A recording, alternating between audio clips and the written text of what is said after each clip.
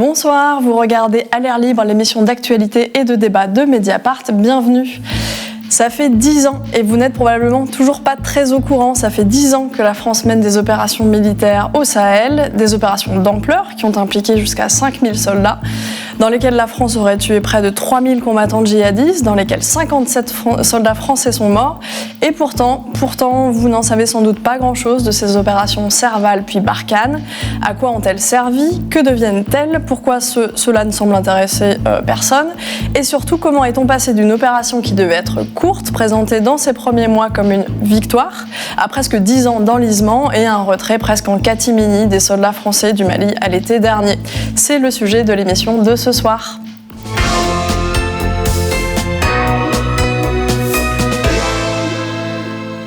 Et pour en parler aujourd'hui, je suis très heureuse de recevoir deux invités qui sont à la fois de très bons spécialistes et de très bons pédagogues.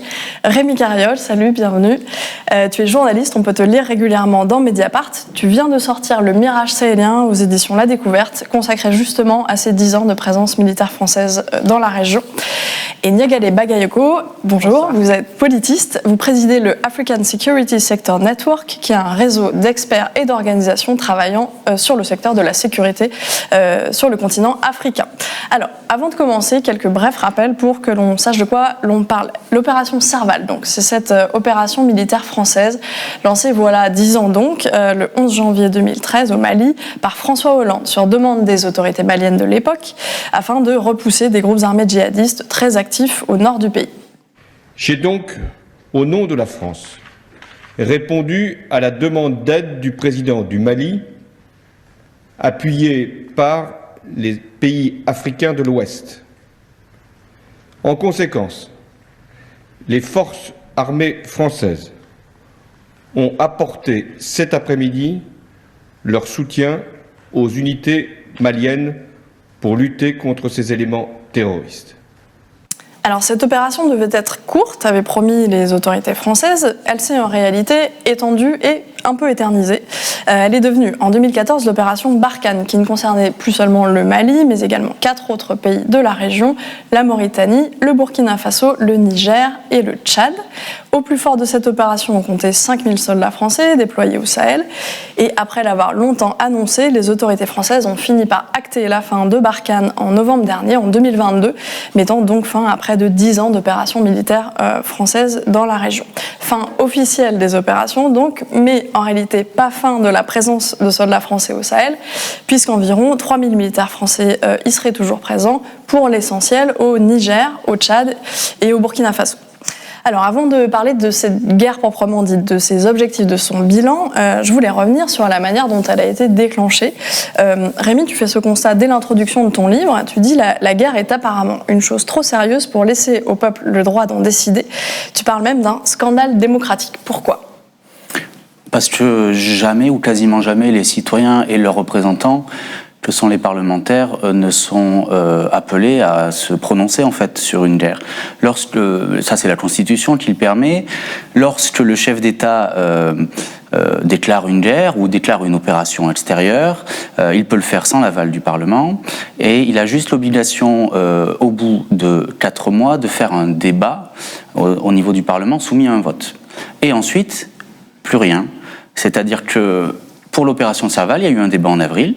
Donc cette opération a été adoptée par le Parlement. Il y avait une sorte d'unanimité à l'époque.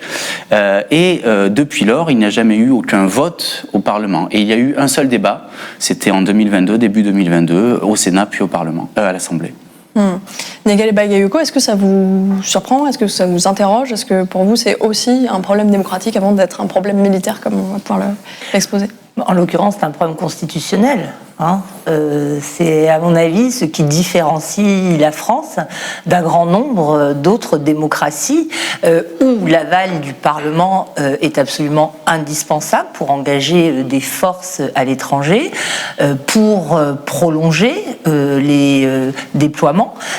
Et d'ailleurs, il est important de rappeler que dans le cadre de cet engagement au Sahel, c'est aussi l'un des éléments qui a retardé l'engagement, ou empêché dans certains cas d'ailleurs, l'engagement d'autres partenaires européens aux côtés de la France, puisque l'un des objectifs français était au fil du temps, d'être de moins en moins isolée et donc de mobiliser d'autres partenaires.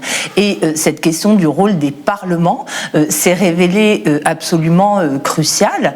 Même, on voit que dans certains pays africains, le Niger, alors c'est sans vote engageant, mais a introduit aussi une tradition visant à consulter les parlementaires. La France est cette exception parmi les démocraties occidentales qui explique aussi le faible intérêt de l'opinion publique. Alors c'est un problème constitutionnel, c'est aussi peut-être un problème d'intérêt porté quand même aussi par les parlementaires à ces questions, parce qu'on peut se dire que si réellement ils souhaitaient exercer un contre-pouvoir, ils pourraient faire quand même quelques actions, par exemple poser des questions au gouvernement. Donc est-ce que vraiment les parlementaires s'en désintéressent? On a voulu aller le vérifier à l'Assemblée nationale directement avec Youmni Kessouf. On s'y est rendu hier, mercredi 11 janvier, ça tombe bien, c'était pile la date anniversaire du lancement de l'opération Serval. L'occasion donc de demander aux députés quel bilan ils faisaient de ces 10 ans de guerre au Sahel. Alors, soyons tout à fait francs, ce n'était pas la foule des grands jours à l'Assemblée. On est tout de même parvenu à en interroger 6. Sur ces 6, certains et certaines nous ont tout simplement avoué qu'ils ne connaissaient pas le sujet. C'est les 10 ans de l'opération Serval. Aujourd'hui, les 10 ans du lancement par François Hollande de l'opération Serval au Sahel. Voilà, simplement... C'est vrai? Non, je peux pas parce que je vais dire des bêtises. C'est mieux. Non, mais donc, on préfère ça. Voilà. Désolée. Merci. Aujourd'hui, c'est les 10 ans du lancement de l'opération Serval par François Hollande au Mali. Moi, ça fait pas partie de mon secteur de compétences. Donc forcément, j'effleure un peu la chose. Donc je ne vais pas pouvoir vous donner un avis, un avis ni intéressant, ni vraiment... qui apportera quelque chose. Et je pense que je peux dire d'énormes conneries. Donc voilà. Voilà, d'énormes conneries. 2 autres des socialistes ont quand même accepté de nous répondre. Alors eux ont un avis sur la question, mais quand on creuse un peu, on sent bien qu'ils ne sont pas très à l'aise. Il a été très important que la France soit aux côtés du Mali qui en avait fait la demande. Les choses ont depuis beaucoup changé. Mais ce qui compte, c'est qu'on ait toujours cette coopération contre le terrorisme. Vous, par exemple, aujourd'hui, vous sauriez me dire, il y a combien encore de soldats français au Sahel et dans quel pays? Oui, en effet, je pense qu'il faut être précis là-dessus. C'est pas simple. C'est pas simple, on le sent effectivement. Ça patauge un peu pour nous citer des pays précis. Il faut voir avec les pays concernés, les pays souverains, comment on peut lutter efficacement ensemble contre le terrorisme. Mais quels sont les pays concernés aujourd'hui, par exemple? Où sont les soldats français aujourd'hui au Sahel? Eh bien, c'est vraiment ce qu'il faut voir, mais je pense que sur toute la bande sahélienne, il y a besoin d'être là. Alors, on n'aura pas eu notre réponse, on en a tenté un autre. Ça fait 10 ans aujourd'hui, je ne sais pas si vous vous souvenez, que François Hollande a lancé l'opération Serval au Mali. D'accord. Est-ce que pour vous, ces 10 ans de présence militaire française au Sahel, c'était un succès ou c'était un échec? Je pense qu'aujourd'hui, on ne peut pas être satisfait du bilan des opérations.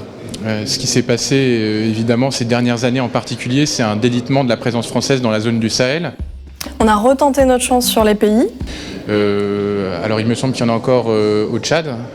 Voilà. Après, je peux pas vous dire, mais je pense au Niger aussi, peut-être. Voilà. C'est à peu près tout ce que je peux vous dire, mais voilà, je suis pas spécialiste, je suis pas à la commission de la défense ni des affaires internationales, donc. Voilà, bon, il manquait le Burkina Faso, mais c'est mieux que rien. Alors justement, des membres de la commission des affaires étrangères de l'Assemblée nationale, on en a trouvé, on en a interrogé 2, tous les 2 élus RN. Bon, a priori, en tant que membre de cette commission plus affûtée sur les questions internationales, je vous laisse écouter leurs réponses, on n'est toujours pas sur une analyse très pointue. Aujourd'hui, c'est les 10 ans du lancement de l'opération Serval au Mali, qui est devenue l'opération Barkhane. Ça vous inspire un peu? Non, pas du tout. Je vais pas me lancer. Pardonnez-moi, je ne vous ferai pas de commentaires sur ça. D'accord, parce que ça vous... c'est pas le sujet. Non, c'est pas, bien sûr que si. Non, mais non, c'est pas ça. C'est qu'il s'agit de politique étrangère, on va dire...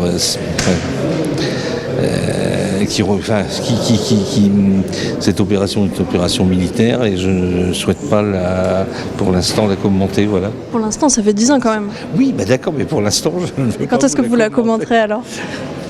Dès que j'en aurai envie. Merci.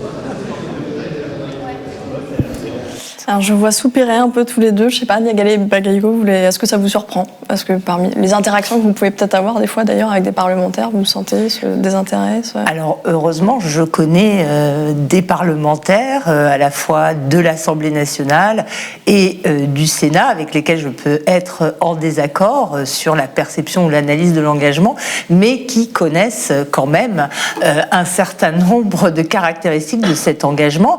Non, c'est quand même un problème objectif. Ils sont pas majoritaires, de constater. Ils n'ont pas l'air majoritaires, quoi. Ah non, en tout cas, ceux qui sont dans les commissions que je connais ont une connaissance plus que correcte, et souvent parfois approfondie même du dossier, mais il est vrai qu'il est quand même extrêmement perturbant de constater une telle ignorance lorsque ce sont précisément les forces armées du pays lui-même qui sont engagées à l'étranger. Moi, je peux comprendre qu'on ne s'intéresse pas aux crises internationales, mais qu'on ne sache pas ce que font les militaires français qui meurent pour le pays, y compris certains partis qui se réclament de la souveraineté française, du rang de la France et de sa défense. Je trouve que c'est particulièrement dérangeant. Alors un député justement qui s'intéresse quand même à la guerre que mène la France au Sahel, on en a rencontré un, c'est l'insoumis Bastien Lachaud. Il est membre de la commission de la défense. Il a posé ces dernières années plusieurs questions au gouvernement sur ce que faisait la France au Mali. Il a même demandé des comptes sur de possibles bavures de l'armée française au Sahel. Tu en parles, Rémi, dans ton livre et on y reviendra. Alors pour lui, c'est clair, les Françaises et les Français sont sous-informés sur ces questions et c'est la faute des institutions de la Ve République. Comment voulez-vous que les Français comprennent ce qui se passe à partir du moment où, dans le débat public, il n'y a rien? Il n'y a rien, sauf lors des cas tragiques où il y a des morts, des soldats qui meurent au Sahel. Mais alors, c'est la responsabilité de qui? Si d'une part on ne connaît pas les raisons de cette présence, si on n'a pas dressé un bilan honnête sans doute de cette opération, est-ce qu'il n'y a pas aussi une part de responsabilité des parlementaires qui n'exercent pas ce contrôle? Alors les parlementaires, oui, n'exercent pas le contrôle sérieux de l'exécutif sur ces questions-là, aussi parce que nous n'en avons pas vraiment les moyens. Nous n'en avons pas vraiment les moyens parce que la Constitution de la Ve République fait du président de la République le chef des armées. Nous n'avons que très peu de pouvoir. Déjà, il y a le secret défense, qui fait que nous sommes cantonnés à savoir ce que savent les journalistes. La plupart du temps, nous apprenons les choses par la presse plus que par l'exécutif. Et si vous regardez les autres pays européens, états-uniens, il y a un vrai contrôle parlementaire sur ces questions-là. Il n'y a quasiment qu'en France que le président seul peut décider d'envoyer des hommes militaires risquer leur vie dans n'importe quel pays du monde du jour au lendemain. Sur la guerre elle-même, Bastien Lachaud estime qu'elle est tout simplement ingagnable. Aujourd'hui, Barkhane n'est plus présente au Mali. Nous ne connaissons toujours pas ses objectifs. Nous n'avons jamais connu les objectifs effectifs de Barkhane. Donc à partir du moment où on mène une opération sans objectif, elle ne peut pas réussir. Stopper le terrorisme, déjà, faire la guerre à un mode d'action, ça ne peut pas fonctionner intellectuellement. Il faut désigner des ennemis, il faut les serrer et agir pour en venir à bout. On n'a jamais désigné nos ennemis. On n'a jamais désigné nos objectifs de guerre. Donc, il ne pouvait pas y avoir de succès. Il ne pouvait pas y avoir de succès. Est-ce que ça veut dire pour autant que les soldats français devaient tout simplement s'en aller de cette région? La réalité, c'est que aujourd'hui, franchement, rien n'empêche nos armées de quitter au moins le Niger et le Burkina. Et donc, si on n'en tire pas de bilan, on ne peut pas en fixer les objectifs. Et donc, on reste là parce qu'on reste là. Voilà, il y a plusieurs choses intéressantes dans ces réponses de Bastien Lachaud, mais je voudrais d'abord revenir sur cette idée qu'il ne pouvait pas y avoir de succès de l'opération Barkhane. Pourtant, l'opération Serval en 2013, avant Barkhane, donc, a souvent été qualifiée de succès militaire. Elle a permis de repousser des groupes djihadistes qui semblaient menacés de descendre plus au sud. Les images de l'époque montraient des Maliens enthousiastes remerciant François Hollande. Comment, 10 ans plus tard, les soldats français sont toujours là, enlisés, et les groupes armés djihadistes toujours plus nombreux? Si on devait résumer, simplement, expliquer ça aux Français, je ne sais pas, peut-être Niagale et Bagayoko pour commencer. Bon, il y a de multiples explications, bien entendu, mais pour rebondir par ce qui était dit par le député Lachaud, je pense que tout d'abord, il y a eu dans cet aveuglement qui consistait effectivement à combattre un mode opératoire, le refus de voir qu'on était face à des acteurs politiques en réalité, qui font la promotion d'un agenda très précis en termes de forme de l'État, d'administration de la justice, de modèle éducatif, et à cela, il n'y a pas véritablement eu de réponse. Et la conséquence de cela est aussi que la France s'est opposée de manière absolument non négociable à l'engagement de toute négociation. Alors, on sait parfaitement bien, et c'est ce que disaient certains militaires, à commencer par le chef d'état-major de l'époque, qu'à un moment donné, on doit toujours négocier avec un ennemi. Ça, c'est le premier élément. Le deuxième élément, c'est la confusion qu'il y a eu avec cet amalgame sous le vocable de groupes armés terroristes qui n'a pas voulu voir la différence entre ces groupes qui, en réalité, se combattent désormais entre eux et qui ne sont pas issus, comme c'était le cas majoritairement au début du conflit, à l'époque de l'opération Serval, de l'extérieur, de l'Algérie ou de la Libye. Non, aujourd'hui, on a des groupes qui sont extrêmement bien ancrés dans l'environnement local, et ça, c'est un élément qui n'a pas suffisamment été pris en considération. Il y a eu également, bien sûr, cette sorte d'hubris qui a consisté à penser que l'on pouvait éradiquer cet adversaire, alors même qu'on voit bien que, pas seulement la France, mais que toutes les interventions internationales qui s'engagent dans ce type de conflit qui est en réalité davantage d'ordre contre-insurrectionnel que d'ordre contre-terroriste se soldent par des échecs, qu'il s'agisse de l'Afghanistan, du Moyen-Orient ou cette fois-ci du Sahel. Rémi, dans ton livre, tu reviens sur toutes les raisons qui ont fait qu'on n'a pas voulu stopper les opérations militaires, peut-être à un moment où finalement ça aurait été opportun de le faire, après les premiers succès en 2013. Des raisons stratégiques, on a considéré que l'ennemi n'était pas totalement vaincu, mais pouvait-il même l'être. Des raisons politiques, François Hollande faisait aussi d'une certaine manière capitaliser sur cette victoire qui lui avait, d'après lui, donné un peu une stature d'homme d'État. Des raisons géopolitiques, avec cette France toujours un petit peu obsédée par son supposé déclassement, qui a peut-être vu une occasion d'être sur le devant de la scène. Mais tu cites aussi et surtout des raisons idéologiques. Est-ce que tu peux expliquer ? Oui, c'est un peu ce que expliquait Nia Dalé, c'est-à-dire que la France est partie dans cette guerre avec cette idée, une vision un peu binaire en fait des choses, c'est-à-dire que l'ennemi est un terroriste et forcément s'il est un terroriste, la seule chose à faire en fait, c'est d'essayer de l'éradiquer. François Hollande avait même employé l'expression devant les militaires, détruisez-les. Et ils n'ont jamais réussi, les responsables politiques, je parle, ils n'ont jamais réussi à se sortir de cette vision-là. Et cette vision pouvait à la limite être un peu audible en 2013 lorsque l'opération Serval est lancée, parce que effectivement les groupes djihadistes d'alors sont essentiellement constitués d'étrangers, des Algériens, des Sahraouis, qui sont clairement dans l'agenda global du djihad global. Sauf que ça évolue très vite en fait, et très rapidement ils recrutent localement, et pour recruter ils ne le font pas que de force, ils proposent aussi des choses aux hommes et aussi aux femmes qui le recrutent, et ils jouent en fait sur les frustrations, sur la colère, sur le sentiment d'injustice, sur quelque part l'échec des États tels que conçus depuis les indépendances. Et tout ça, les responsables politiques français n'ont pas voulu le voir. Oui, tu expliques que finalement, malgré toutes les exactions bien sûr commises, toutes les atteintes aux droits des femmes notamment, ce sont aussi des gens qui sont perçus localement comme apportant une forme d'ordre et de sécurité. Par une partie des populations. Alors c'est toujours très difficile parce qu'ils emploient la force aussi pour s'imposer. Ils tuent ou ils menacent ceux qui s'opposent à eux. Donc c'est toujours très très délicat de dire qu'ils arrivent à les séduire. De fait, quand même, ils arrivent dans un contexte où l'État est soit considéré comme absent, soit considéré comme défaillant, voire prédateur.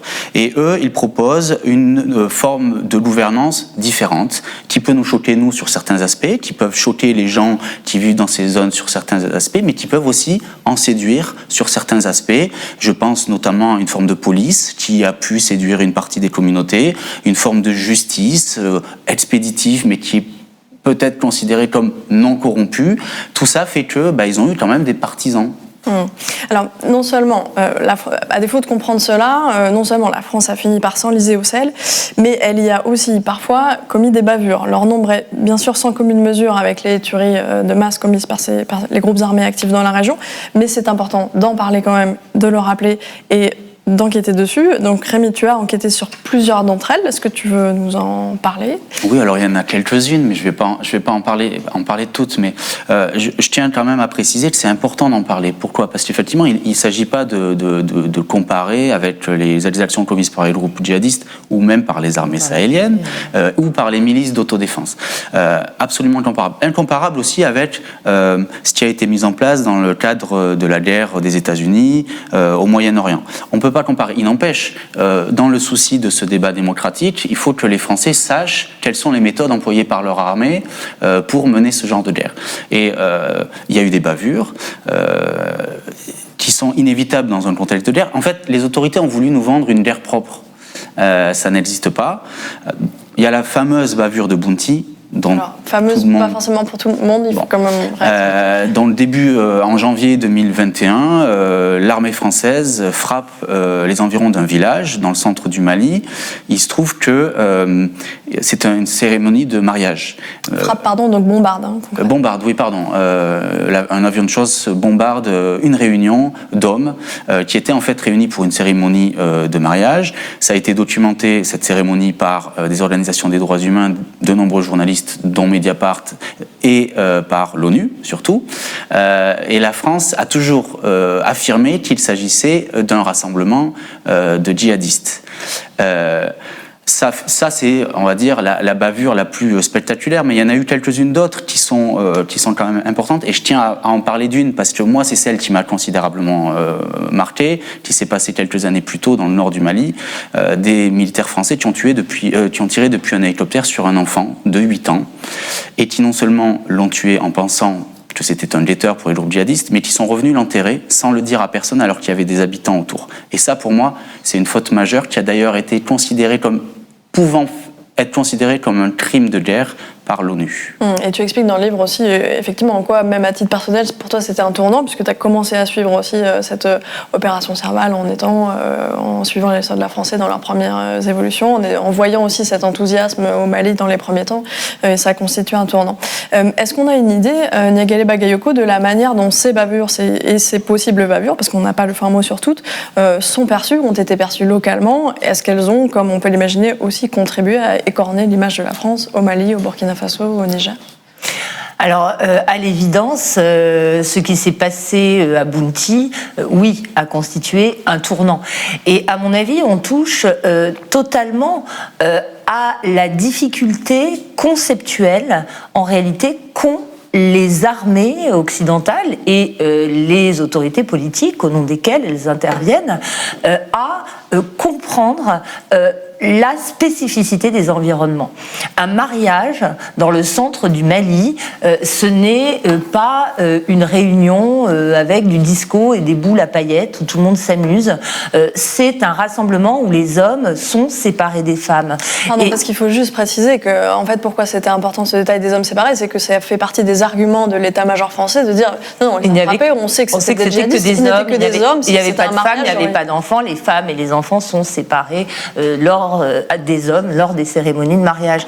Et en fait, il y a peut-être aussi une certaine bonne foi derrière cet argument, mais qui n'enlève pas rien au fait que on se trouve dans une situation où ce sont des civils parmi les personnes qui ont été tuées, qui ont été majoritairement touchées par cette frappe en réalité. Et la difficulté, là où la France a aussi écorné son image, c'est qu'elle s'est inscrite en faux contre le rapport des Nations Unies, alors que toute son action est légitimée au niveau du Conseil de sécurité de l'organisation. Encore une fois, juste pour préciser, enquêteurs des Nations Unies qui se sont rendus sur place, alors je ne sais plus combien de témoins ils ont pu entendre. Plus de 200. Plus de 200, donc c'est considérable. Et si une mission onusienne comme la MINUSMA est souvent décrédibilisée d'un point de vue opérationnel, à l'époque, alors ça a un peu changé parce que la situation est politiquement plus difficile, mais sa division des droits de l'homme et de la protection était considéré comme irréprochable et comme ayant véritablement une grande légitimité à parler. Et lorsque la France ensuite, lors de l'autre incident qui s'est produit, qui est celui du charnier de Gossy, où manifestement il y a eu une manipulation de la part des partenaires, instructeurs sans doute de Wagner maliens, pour faire croire que la France avait laissé un charnier avec des victimes civiles derrière elle. Et l'un des principaux arguments de la France a précisément été de se référer aux Nations Unies. Et c'est là que l'on touche aussi, pardon, je finis très très vite, à l'une des difficultés qu'a la France, c'est-à-dire qu'on ne peut pas jouer avec des principes, on peut jouer avec des intérêts, avec des principes, c'est extrêmement compliqué. On ne peut pas, dans certains cas, se réclamer des Nations Unies, de la protection des droits de l'homme, et de l'autre, remettre en cause la légitimité de cette institution. Bien sûr, non, juste sur le charnier de Gossy, donc je me souviens plus de la date, mais il y a... C'était en avril l'année dernière. En avril 2022, en avril 2022, voilà, c'est ça. Une vidéo qui a surgi et quelques photos peut-être qui ont surgi sur les réseaux sociaux, apparemment postées par des internautes maliens qui disaient voilà ce qu'ont retrouvé les soldats maliens lorsqu'ils ont repris la base de Gossy où étaient installés des soldats français, montrant des cadavres et donc sous-entendant que les Français avaient exécuté des gens sur place et que les Maliens s'en étaient rendus compte. L'état-major français a assez rapidement mis en ligne une vidéo où l'on voit des gens qui semblent peut-être blancs, dont on présume que ce sont des instructeurs russes, en réalité certainement affiliés à Wagner, puisque ce sont eux qui se sont ensuite installés à Gossy, en train de mettre du sable sur des corps, ce qui semble démontrer qu'en fait c'était une manipulation russe destinée à faire croire que les Français avaient commis des cadavres. Mais comme vous le dites, et comme tu l'écris par ailleurs Rémi dans ton livre, c'est vrai que la France a semblé s'intéresser et à être très poussée fort sur les questions des droits humains à partir du moment où Barkhane commençait à se retirer. Et là, tout d'un coup, les enquêteurs de la MINUSMA, des Nations Unies, deviennent des gens à qui il faut faire confiance. Oui, parce que même une fois qu'il était évident que l'armée française allait quitter le Mali et qu'il était évident aussi que le Mali avait fait appel aux paramilitaires du groupe Wagner, la France a même demandé aux Nations Unies que le mandat de la MINUSMA soit renforcé précisément sur sa capacité à enquêter sur les exactions et sur les atteintes aux droits humains. Exactement. À peine un an après avoir dénoncé un rapport de la même MINUSMA. C'était quand même d'une hypocrisie sans nom. Alors on en vient à une deuxième question qui a été un petit peu touchée par Bastien Lachaud, c'est celle de l'après. On l'entendait le député dire finalement on reste aujourd'hui parce qu'on n'a pas trop réfléchi à ce qu'on y faisait, les objectifs sont pas clairs, mais après tout rien ne s'opposait à ce qu'on en aille. Alors déjà je note que quand même c'est une parole que moi j'ai pas beaucoup entendue dans la classe politique française jusqu'à présent, de dire peut-être pourquoi pas en fait s'en aller vraiment. En réalité ils ne sont pas partis pour l'instant, les soldats français, je disais il y en a toujours 3000. Est-ce que vous partagez ce constat, cette question de Bastien Lachaud? Qu'est-ce qui nous empêche de partir complètement? Qu'est-ce qui voudrait que, même si le Mali ne veut plus de nous, il faudrait quand même rester au Niger, au Tchad, peut-être au Burkina? Alors, ils sont partis du Mali, il faut quand même le rappeler. Ils ont été forcés, et c'est ça qui est quand même assez problématique, parce que les objectifs militaires ont été tellement décorrélés des objectifs politiques, précisément, que l'on n'a pas vu qu'il s'était créé un fossé absolument infranchissable entre les autorités politiques françaises et les autorités politiques maliennes. Ces dernières ayant, après le coup d'État survenu d'abord en 2020 puis confirmé en 2021, décidé de changer à la fois d'approche mais aussi de partenaire. Et donc, ayant, sans jamais le demander, de manière assez fine, diplomatiquement, forcé la France à quitter le Mali. Aujourd'hui, il est évident que l'on a l'impression que la France ne sait pas encore ce qu'elle veut faire dans cette région. Cela va faire 2 ans, en réalité, que le président Macron, en juin en tout cas, ça fera 2 ans, que le président Macron a annoncé que l'opération Barkhane prendrait fin, exactement, et que le dispositif français allait être repensé. On est toujours dans cette phase-là, puisqu'au mois de novembre dernier, au mois de novembre 2022, il a été annoncé que 6 mois supplémentaires seraient pris pour réfléchir. Et la question qui se pose n'est pas seulement de la présence française, celle de la présence française au Sahel, mais plus largement de tout le dispositif français dans la région. Pourquoi est-ce que cette opération a eu un ancrage au Tchad ? C'est parce qu'il y a eu un réaménagement du dispositif épervier, où des forces étaient stationnées temporairement depuis presque 30 ans. Il y a aussi la question des bases françaises prépositionnées au Sénégal, en Côte d'Ivoire, qui ont été d'ailleurs mises à contribution dans la lutte contre le terrorisme, le terrorisme au Sahel. Mais pour moi, l'enjeu est vraiment celui de l'acceptabilité désormais de cette présence française dans un contexte où l'on voit qu'il y a un rejet, une hostilité croissant contre la présence française et particulièrement sous sa forme militaire dans la région. Mais donc ce sont des questions dont vous n'avez pas l'impression forcément qu'on se les pose si, on se les pose. Moi, je pense qu'on se les pose. Je sais qu'on se les pose, d'ailleurs. 6 mois supplémentaires pour réfléchir je ne pense pas qu'on puisse répondre facilement à cette question-là. D'abord parce que la situation dans les pays eux-mêmes change. Qui aurait dit, il y a un an, qu'il y aurait eu 2 coups d'État au Burkina Faso. Aucun d'entre eux n'était encore survenu il y a un an, 24 janvier, on n'y est pas encore. D'autre part, la perception de la France change aussi de manière très accélérée. Donc, il y a des échéances importantes qui vont arriver, ce qui va se passer avec les élections au Sénégal à venir, les élections récentes en cours au Bénin. Je pense qu'il est assez judicieux pour la France quand même de prendre son temps avant de prendre des décisions, mais ce qui est certain, c'est que la façon dont on s'oriente aujourd'hui vers plus de discrétion est sans doute la posture la plus sage, mais que les instruments que l'on affirme vouloir mobiliser, à savoir davantage de formation, davantage d'accompagnement, éventuellement des interventions ponctuelles, ne sont que la réplique de ce qui s'est fait pendant 40 ans en réalité, parce qu'on critique beaucoup l'opération Barkhane, mais se pose-t-on la question de la nature de la coopération militaire et de défense qui, sincèrement, au début de la crise sahélienne, a démontré qu'elle n'avait pas produit les résultats escomptés. Oui, parce que donc ce à quoi vous faites référence, c'est quand même l'Élysée, même si on n'a pas les contours exacts du futur, l'Élysée a poussé quelques idées en disant voilà, que ce serait effectivement une présence plus discrète,